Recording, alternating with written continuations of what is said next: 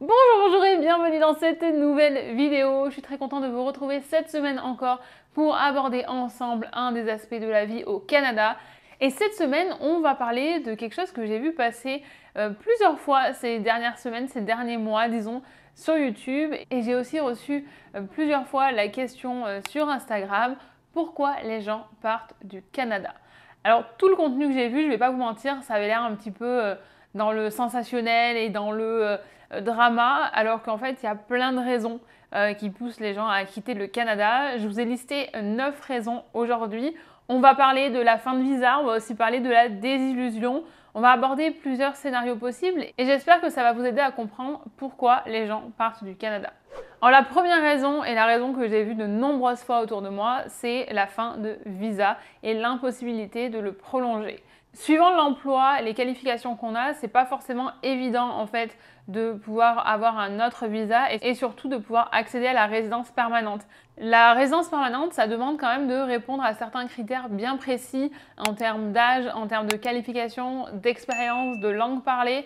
Donc c'est pas ouvert à tout le monde. Il faut pas se mentir, au Canada, c'est quand même une immigration choisie. Donc ça veut dire que si vous répondez pas à certains critères, vous allez pouvoir avoir des visas temporaires peut-être, mais vous n'arriverez pas à accéder à la résidence permanente. Et ça, c'est un gros frein évidemment parce qu'il y a plein de gens qui se retrouvent bloqués à ne pas pouvoir prolonger leur visa, mais il y a aussi des gens qui n'arrivent pas à se projeter sachant qu'ils enchaînent des visas temporaires et que c'est difficile de se dire qu'on va rester dans un endroit où on n'a pas l'impression qu'on est le bienvenu parce qu'on ne nous aide pas à accéder à la résidence permanente. Faut pas se mentir, enfin là je vous le dis vraiment de manière très honnête, c'est que c'est pas accessible à tout le monde. Et donc il y a des gens qui se retrouvent soit au pied du mur et avec l'impossibilité de prolonger leur visa et qui doivent envisager d'autres possibilités, ou il y a aussi les gens, comme je disais, qui ne peuvent pas se projeter et arriver à un certain âge ou à certaines étapes de la vie, c'est difficile de rester sur des visas temporaires. La deuxième raison, et alors ça c'est à l'opposé du coup de la première, c'est des gens qui ont réussi à obtenir la nationalité canadienne et qui maintenant s'en vont vers d'autres pays. Je vous explique. En tant que Française, j'ai déjà un passeport qui était très fort, donc obtenir le passeport canadien, je vous ai déjà expliqué dans mes vidéos où je parle de mon expérience en devenant canadienne, ça m'a permis de me sentir plus ancrée ici et de me sentir attachée officiellement au Canada, mais en soi, ça ne me change pas l'accès aux autres pays puisque j'ai déjà un passeport européen qui est très fort.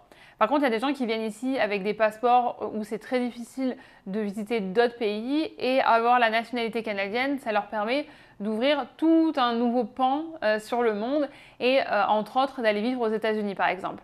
Et quand je dis aux États-Unis, c'est pas le seul pays et en fait c'est toujours compliqué même pour les Canadiens d'aller vivre aux États-Unis, mais c'est vrai qu'un passeport canadien ouvre beaucoup plus de portes que certains pays. Par exemple, j'ai des amis qui viennent du Venezuela, ils savent qu'ils ont beaucoup de difficultés à voyager, alors que maintenant qu'ils ont leur passeport canadien, ils peuvent aller n'importe où. Donc ça, c'est des choses que nous, on ne voit pas forcément. Et quand je dis nous, je parle en tant qu'Européens. Donc si vous n'êtes pas Européen, peut-être que c'est justement quelque chose auquel vous pensez et que vous visez la nationalité, non seulement vivre ailleurs, mais voyager déjà plus facilement ailleurs. Donc voilà, il y a toute cette partie de la population qui vient au Canada comme porte d'entrée pour s'offrir une porte plus grande sur le reste du monde. Et donc une fois qu'ils ont la nationalité, c'est pas dit qu'ils restent. Et une fois qu'ils ont la nationalité canadienne, ils continuent leur chemin et ils vont dans d'autres pays. La troisième raison, c'est la difficulté à s'adapter. Alors tout d'abord à cause de la météo, parce que c'est quand même très particulier de vivre avec de si longs mois d'hiver, suivant où vous êtes au Canada. J'ai une fille qui était avec moi, alors elle n'était pas dans ma classe, mais on se connaissait du BTS. Elle vit au Nunavut et quand je vois ses stories, c'est vrai que elle a l'air très bien, mais quand je vois qu'en septembre il fait -20 ou qu'il y a de la neige, c'est une vie qui est quand même complètement différente suivant du pays d'où on vient et on peut avoir beaucoup de mal à s'y adapter. À Toronto, l'hiver il est moins froid, il est moins long. J'en ai parlé dans une des vidéos il n'y a pas longtemps, mais c'est vrai que c'est quand même un gros changement de style de vie et que c'est pas pour tout le monde, donc il y a des gens qui ne s'y font pas, mais aussi à la culture. Il y a des gens qui ne s'y font pas du tout et qui n'arrivent pas à se projeter dans une culture qui est complètement différente de la leur, donc ils préfèrent rentrer dans leur pays d'origine ou aller ailleurs. Les choses qui reviennent le plus souvent, c'est l'histoire de dating. J'ai entendu plusieurs fois, et particulièrement des femmes, sur les dernières années, me dire que c'était trop compliqué de rencontrer quelqu'un. Alors là, je parle pour Toronto en particulier, mais j'ai eu vent quand même que dans les autres villes, c'est pas plus simple non plus, que c'était tellement difficile de rencontrer quelqu'un qu'elles préféraient retourner dans leur pays d'origine ou aller ailleurs, où c'était un petit peu plus chaleureux et qu'elles auraient peut-être plus de facilité, ou en tout cas plus d'opportunités de rencontrer un partenaire, une partenaire. L'autre chose qui revient souvent aussi, c'est l'hypocrisie ambiante. Alors je vous répète les termes comme on me le dit, mais en fait c'est surtout que ici on met beaucoup de formes pour dire les choses. On ne peut pas dire les choses de manière très brute comme on peut le dire en France par exemple, parce qu'ici on n'aime pas la confrontation.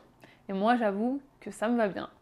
Il y a beaucoup de gens qui ne se font pas à ce côté bisounours, où on ne peut pas dire les choses comme elles sont, il faut enrober. Il y a vraiment ce côté positif. Et d'ailleurs, ça commence à l'école, parce qu'à l'école, c'est vraiment de l'éducation positive. Donc forcément, c'est quelque chose qui est culturel et qui est ancré ici, parce qu'ils l'ont depuis tout petit.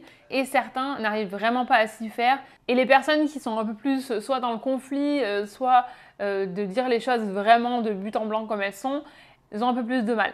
D'ailleurs, petite parenthèse, mais c'est quelque chose que j'ai dit à Monsieur Chaton quand on s'est rencontrés. Je lui ai dit, promets-moi que je pourrais toujours te dire les choses comme ça, de but en blanc comme elles sont, parce que c'est comme ça que moi je fais. Alors honnêtement, j'ai mis beaucoup d'eau dans mon vin depuis que j'habite au Canada, parce que déjà j'ai aussi beaucoup plus de maturité. Je suis plus la fille de 26 ans qui est arrivée et qui n'avait pas la même expérience.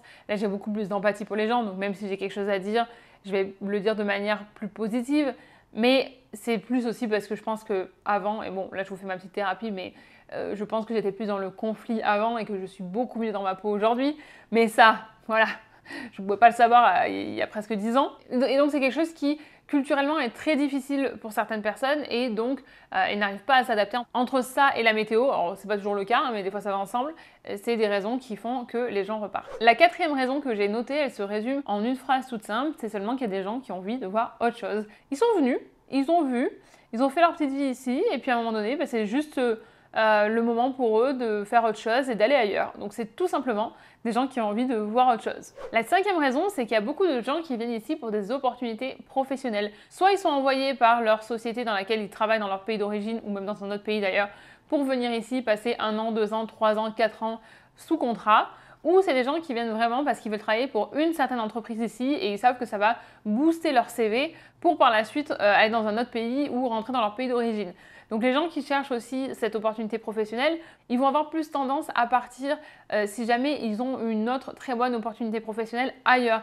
Il n'y a pas cet attachement forcément au pays, c'est plus les opportunités professionnelles qui vont les emmener à droite ou à gauche. Donc ça c'est aussi une raison pour laquelle les gens ne restent pas. Et ceux d'ailleurs qui sont venus en contrat de quelques années par exemple avec leur entreprise de leur pays d'origine, c'est des gens qui savaient déjà en fait qu'ils n'allaient pas rester. Donc c'est vrai que en fait sur tous les gens qui arrivent, il y en a aussi beaucoup qui savent qu'ils ne vont pas rester toute leur vie. Donc c'est pour ça qu'on voit des gens repartir. C'est vrai que tous ces messages un peu alarmistes que je vois passer ces derniers temps, je trouve en fait que c'est pas toujours très juste.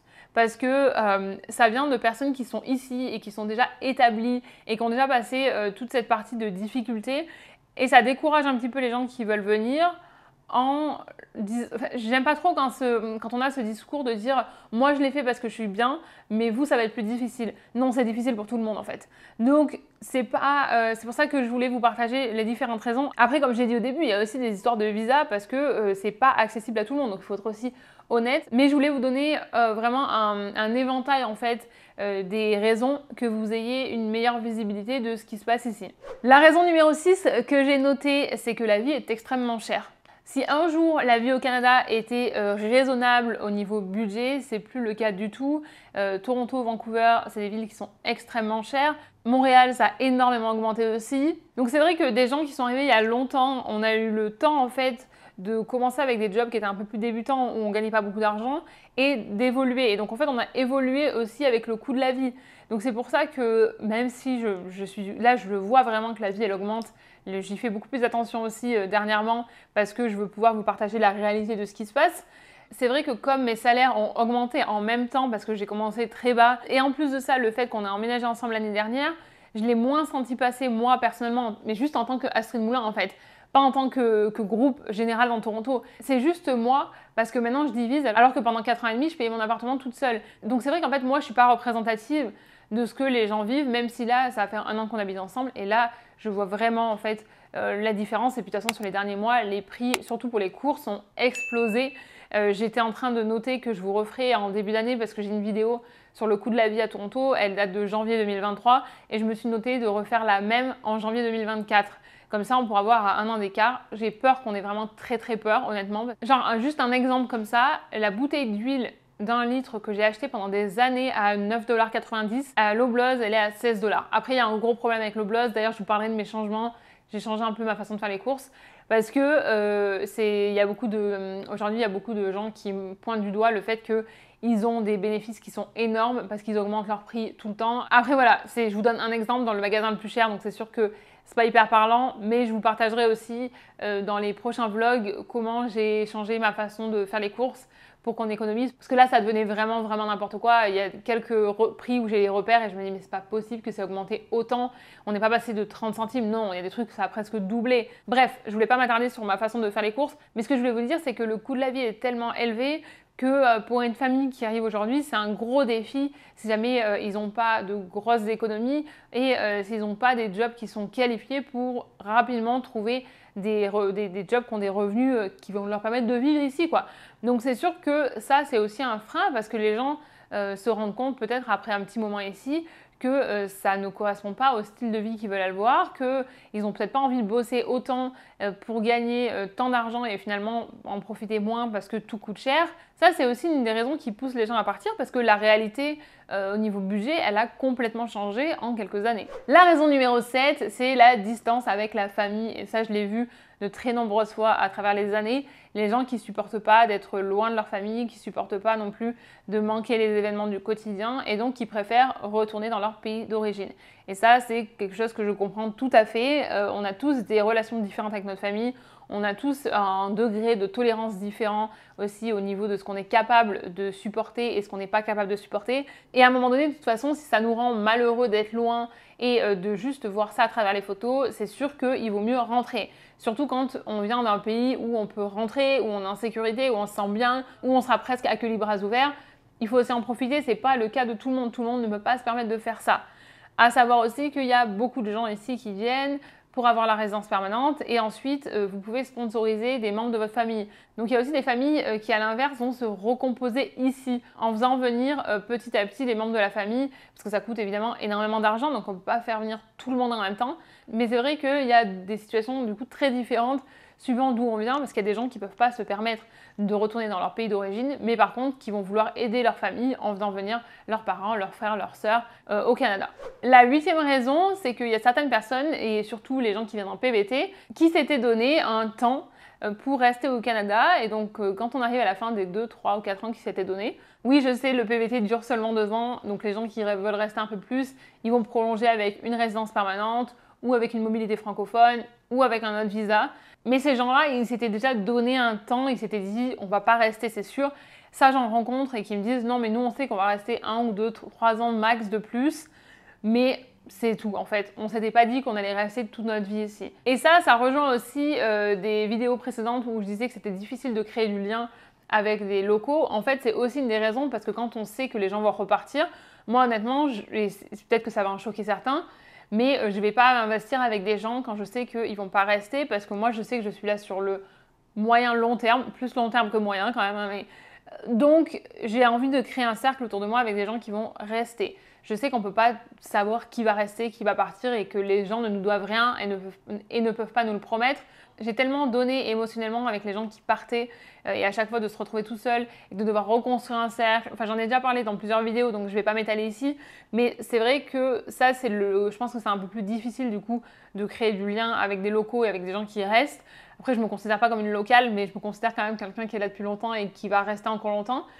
Et l'autre côté aussi, c'est que c'est pas évident de s'investir même soi-même quand on sait qu'on a une date de péremption et que potentiellement dans 2 ans, on sait qu'on sera plus là. Parce que je sais personnellement que tant que j'avais pas ma résidence permanente, pour moi c'était vraiment difficile de m'investir parce que j'avais pas l'impression que j'allais pouvoir rester. Enfin, j'avais l'impression que j'avais une date de péremption et que j'allais devoir repartir à un moment donné. Donc la résidence permanente, ça m'a vraiment aidé à me dire ok, c'est bon, maintenant tu peux t'investir, tu peux développer ici parce que tu peux rester potentiellement. Tu peux partir si tu veux, mais si tu veux rester, tu peux. Et la dernière raison, c'est que les gens se rendent compte que ce n'est pas l'Eldorado qu'on leur avait promis. Alors c'est certain que le Canada est une terre d'opportunités. Honnêtement, tout ce que j'ai réalisé ici, j'aurais pas pu le faire en France, ou alors ça m'aurait pris beaucoup plus de temps. Après, c'est pas juste de ma part de comparer parce que je venais d'un petit village et là je suis dans une des plus grosses villes d'Amérique du Nord. Donc c'est sûr que les opportunités, elles sont pas les mêmes aussi. Mais il faut être complètement honnête, ce qu'on peut voir dans les journaux, à la télé, ça vend cette idée du Canada qui est l'Eldorado, où tout est possible, tout est facile. C'est pas du tout ça. En fait, tous les gens que vous voyez qui réussissent au Canada, c'est des gens qui travaillent énormément, qui font beaucoup d'investissements et de sacrifices pour avoir la vie qu'ils ont. Il n'y a personne qui nous attend quand on arrive ici. On doit faire notre chemin, on doit mériter notre place. On doit montrer qu'on a les compétences pour avoir les jobs. On doit montrer qu'on est capable de faire les choses. Et je pense qu'il y a un gros disconnect en fait entre ce qu'on vend en ligne et ce qui se passe une fois qu'on arrive ici. Et pour certaines personnes, la chute, elle est très brutale et c'est un enchaînement de désillusions en fait. J'espère qu'à travers ma chaîne et mes réseaux en général, j'arrive à vous montrer la réalité et vous montrer que c'est pas facile en fait. Il n'y a rien qui est facile, il n'y a rien qui nous est tendu comme ça. Hop, c'est cadeau parce que personne ne nous attend et personne ne nous a demandé de venir. Donc ça, c'est une des raisons qui fait que les gens repartent parce qu'ils se rendent compte que c'est pas à la hauteur de leurs attentes, c'est pas à la hauteur de ce qu'on leur a promis. Donc méfiez-vous aussi des gens qui disent que c'est tout beau, que c'est tout facile, machin, tout ça. Et j'espère vraiment que je véhicule pas cette image-là parce qu'après, moi, c'est vrai que j'ai eu de la facilité entre guillemets parce que j'ai pas galéré pour avoir mes visas. Tout s'est enchaîné naturellement, j'ai pas eu de problème à devoir renvoyer 50 000 papiers, à devoir prouver plein de choses et tout ça. J'ai suivi le parcours traditionnel. Oui, j'ai eu des galères, hein. Comme vous savez, 2 fois j'ai perdu mon job comme ça du jour au lendemain, enfin même d'une heure à l'autre, hein, parce qu'à 9 h j'avais un boulot, à midi j'en avais plus. J'ai des vidéos qui en parlent si vous voulez, je vous mettrai les liens dans la barre de description. C'est vrai que à aucun moment je me suis dit je vais rentrer en France. En fait, je savais que si je rentrais en France, ça allait pas être plus simple parce que les difficultés elles allaient être différentes, mais j'allais faire face à d'autres difficultés. Donc je me suis dit, dans la situation où je suis aujourd'hui, je préfère continuer à investir là où je suis parce que je me sens bien et je sais que ça va mener quelque part. Mais j'aurais très bien pu dire, bah, vous savez quoi, laissez tomber, c'est pas pour moi, je rentre. Et ça aurait été complètement ok aussi. On a tous des envies, des personnalités, des objectifs différents. Donc c'est vraiment en fonction de ce qu'on est capable de faire et de ce qu'on a envie de faire. Et voilà, c'est déjà la fin de cette vidéo. J'espère que ça vous a aidé à mieux comprendre pourquoi les gens partaient du Canada et qu'il n'y a pas une seule histoire, que tout le monde a des histoires différentes. Et d'ailleurs, je pense qu'il y a d'autres raisons que j'ai pas listées aujourd'hui parce que j'y ai peut-être pas pensé ou parce que j'ai pas rencontré des gens qui avaient vécu cette expérience-là. Mais si vous êtes reparti du Canada et que vous voulez nous partager pourquoi vous êtes reparti, n'hésitez pas à le mettre en commentaire. Je suis toujours contente de pouvoir échanger avec vous et d'entendre aussi votre perspective parce que c'est tout l'intérêt aussi de partager en ligne, c'est pouvoir créer un dialogue et échanger chacun sur nos expériences.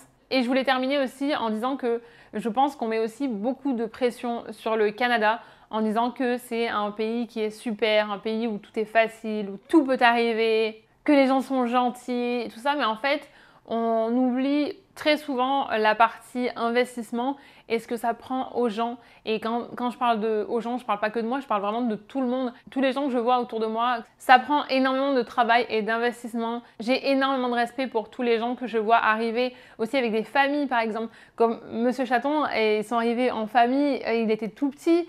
C'est le travail que ça a demandé, l'investissement et tout ce qu'ils ont sacrifié en fait pour offrir une meilleure vie à leurs enfants. J'ai un respect immense en fait pour ces gens-là parce qu'encore une fois c'est une histoire complètement différente de la mienne qui suis arrivée toute seule avec comme seule responsabilité moi-même en venant d'un pays où je pouvais très bien rentrer si j'avais envie parce que j'étais en sécurité. Je sais plus comment enchaîner parce que je sais plus ce que c'était le début de ma phrase, mais ce que je voulais dire c'est qu'on met une pression énorme sur le Canada et ça demande énormément de sacrifices, d'investissements pour se construire une nouvelle vie parce qu'on repart de zéro. Personne ne nous connaît, on n'a pas d'expérience, on n'a pas de réseau. Donc ça, il faut aussi être complètement conscient du changement et du choc que ça peut être. Bref, j'espère que je ne vous ai pas fait peur avec cette vidéo, mais que vous aurez une vision honnête et globale de ce qui se passe et que vous aurez un petit peu mieux compris pourquoi les gens partent du Canada. Je vous remercie d'avoir passé ce moment avec moi. Je vous rappelle que vous pouvez vous abonner si ce contenu vous plaît. Vous pouvez aussi laisser en commentaire des suggestions pour les prochaines vidéos si vous voulez. Comme ça m'aide à faire des vidéos sur des sujets qui vous intéressent. Je vous rappelle aussi que vous pouvez me rejoindre sur Instagram où je poste au quotidien la vie en français à Toronto, à part en ce moment puisque je suis en vacances pendant que vous regardez ça. Donc en ce moment, c'est pas Toronto que vous allez voir, c'est mes vacances, mais venez quand même, je vous promets, on passe quand même du bon temps sur Instagram ensemble. Je vous souhaite une excellente journée, une excellente soirée ou une excellente nuit où que vous soyez dans le monde et je vous dis à mercredi pour la prochaine vidéo.